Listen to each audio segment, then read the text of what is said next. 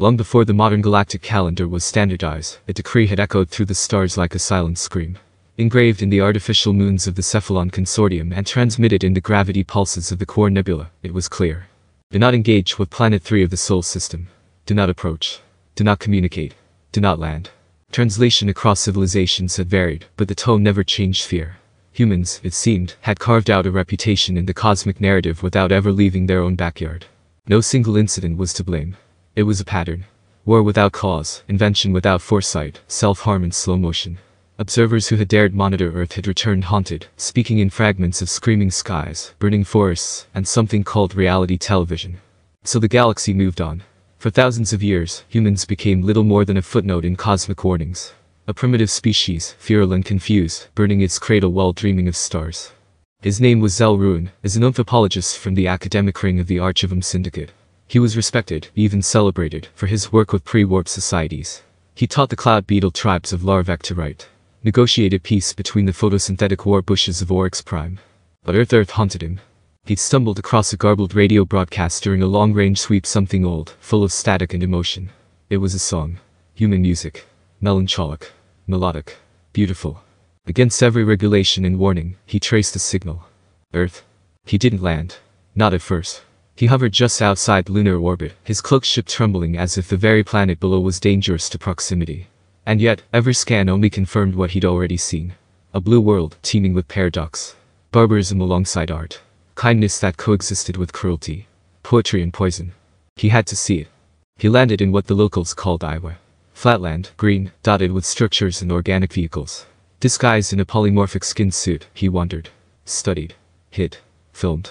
And then he met her. Her name was Marla. She was not exceptional by human standards, working a shift at a gas station off Highway 6, studying chemistry at a local college. But to Xel-Ruun, she was the first human who looked at him, truly looked, and didn't flinch. He lied at first. Claimed to be a foreign exchange student from Nord Skarviken, a non-existent town with a plausible accent. She found him odd, but charming. They talked. Then they walked. Then they kissed. He stayed.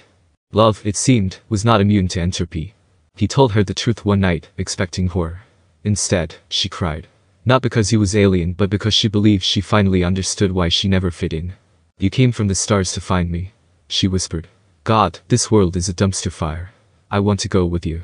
That night, he considered it. But the Syndicate had been watching. A forbidden planet was not just a rule, it was a quarantine. When he returned to his ship for a final systems check, they were waiting. Xel-Ruun of the Archivum Syndicate, you are charged with planetary contamination, biological compromise, and forbidden emotional entanglement.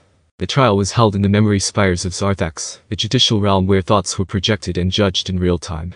His memories with Marla were not just seen, they were felt, every heartbeat, every laugh, every moment of human pain and human brilliance. The judges wavered. She had not tried to harm him. She had not even tried to exploit him. She simply loved him. But law was law. Marla disappeared. Not died. Not relocated. Disappeared. The official report from Earth labeled her a missing person, another sad footnote in a long list of unsolved vanishings. But Xel-Ruun knew the truth.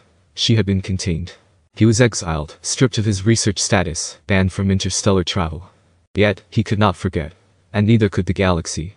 Because the tribunal recordings meant to be sealed were leaked. Aliens across the system saw Marla smile. Heard her voice. Watched her brush hair from her eyes and ask questions about stars. She became a symbol. Not of danger, but of possibility. Years later, buried in the static of Earth's endless noise, a new signal emerged. Simple. Steady. Coded. I am still here. I remember you. I remember the stars. No one knew how she sent it. No one knew where she was. But the signal repeated, over and over. And this time, someone else listened. A new ship. A new scientist. A new story waiting to unfold. The warning was still etched on every moon. Do not engage with Planet 3 of the Sol system. But now, there were those who read it not as a command, but as a challenge.